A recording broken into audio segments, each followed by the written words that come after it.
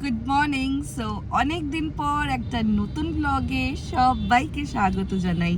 So আজকে একটা অনেকই স্পেশাল ডে অ্যান্ড ক্যাপশন দেখে তো আপনারা বুঝেই গেছেন আমরা কোথায় যাচ্ছি আজকে।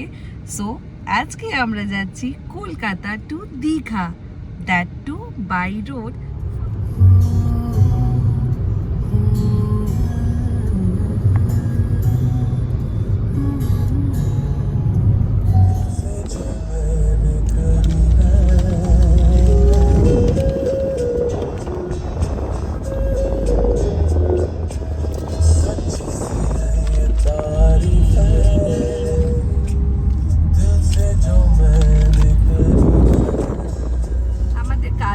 কোনো প্ল্যান ছিল না, অ্যান্ড দীঘা একটা এমনই জায়গা যেখানে সেম ডে প্ল্যান করে সেম ডেই বেরিয়ে যাওয়া যায়।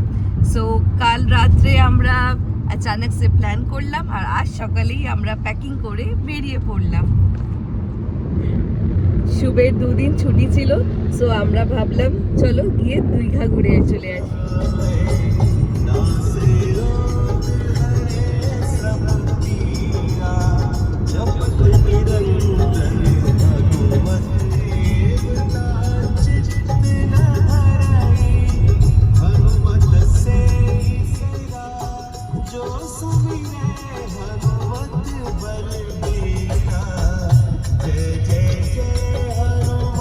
বেড়াতে তো একটু লেট হয়ে গেছিল, ভেবেছিলাম 6টার থেকে 7টার মধ্যে বেরিয়ে যাব, বাট বেড়াতে বেড়াতে 9টা বেজে গেছে।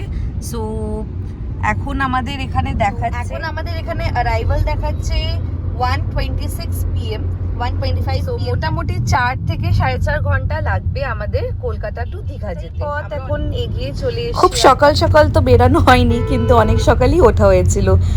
ফার্স্ট টাইম বেবিকে নিয়ে আমি আর শুভ একলাই ট্রাভেল করছিলাম, তো অনেক রকম মেন্টাল প্রিপারেশন অ্যান্ড অনেক রকম প্রিপারেশন একটু দরকার ছিল আমার করার, সো তাই জন্য। সো এখন আমরা কোথাও ব্রেকফাস্ট করব। সো এই এখানে শুভ গেছে দেখতে, সো এখানে আমরা এখন ব্রেকফাস্ট করব। পেট্রোল পাম্পের অপোজিটে এই রেস্টুরেন্টটা আছে, পার্কিং এরও এনাফ স্পেস আছে। সো এখানে আপনারা বাই রোড যদি ট্রাভেল করছেন তো এখানে কার নিয়ে আপনারা কার পার্কিংও পেয়ে যাবেন। কি কি পাওয়া যাচ্ছে এখন ব্রেকফাস্টে? শুভ বলল রেস্টুরেন্টের অ্যাম্বিয়েন্সটা মারাত্মক, জাস্ট অনেকই সুন্দর, তাই আমরা ডিসাইড করলাম এখানেই ব্রেকফাস্ট করব। এই জায়গাটা দেখে খুব সুন্দর লাগলো সেটআপটা, সো আমরা ভাবলাম এখানেই আজকে ব্রেকফাস্ট করব। তাই কোলাঘাটে আমরা নামলাম না, আমরা কিছু অন্য ট্রাই করতে চাইছিলাম, সো আমরা এখানে আসলাম। সুন্দর এই সেটআপটা, পুরো হাট বানানো অ্যান্ড উডেন এরকম বেঞ্চ অ্যান্ড টেবিল।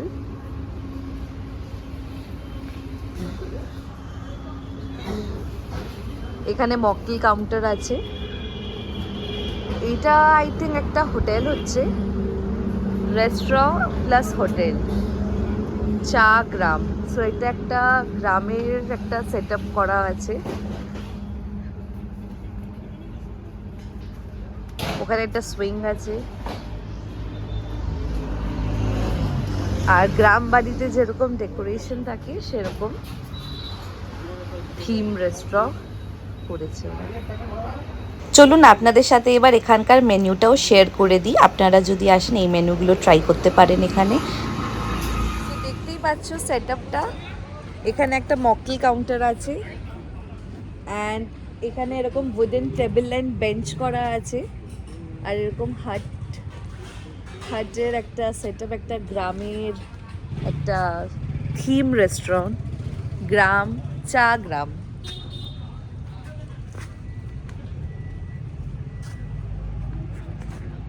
গ্রামে যেরকম গাছের নিচে বসা, এরকম সুন্দর একটা অ্যাম্বিয়েন্স।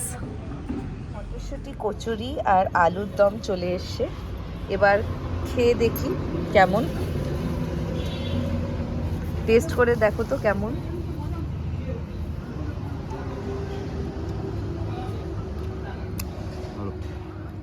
ভালো, চলুন খাই তাহলে।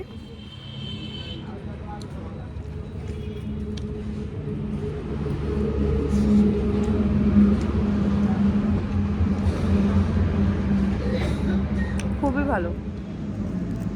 কাঁসার প্লেটে এরকম পরিবেশন করেছে আমাদের। ইউজুয়ালি এই টাইমটা যখন বাড়িতে থাকি তখন ওকে একবার সানবাথ নেওয়ার জন্য টেরেসে যাই। সো ভালোই হলো, এখানে ব্রেকফাস্ট করতে নামলাম আর এখানে অনেক সুন্দর একটু সুইঙ্গে আমরা দুজন একটু এনজয়ও করলাম। এখানে আমরা দাঁড়িয়েছি ডাব খেতে, কচি মালাই মিষ্টি পানির ডাব চলে এসেছে। মাম্মামকে খাইও। তুমি ডাব খাবে? ডাব খাবে?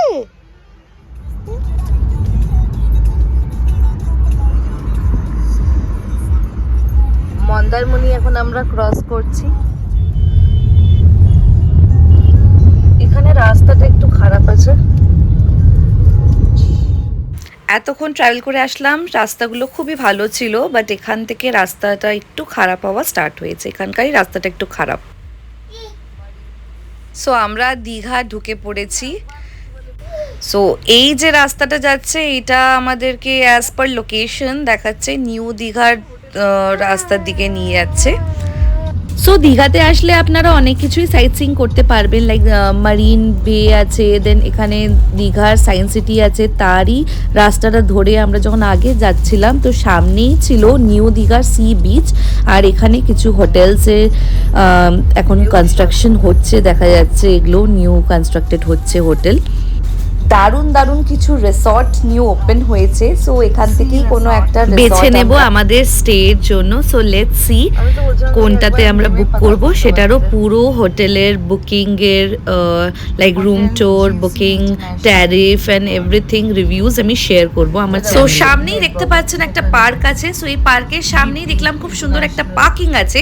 সো এখানেই কার পার্ক করে আমরা এই কোনো একটা হোটেলের মধ্যেই আমাদের একটা স্টে বুক করব, আর সেটারও রিভিউ নেক্সট ভিডিওতে আপনাদের সাথে শেয়ার করব।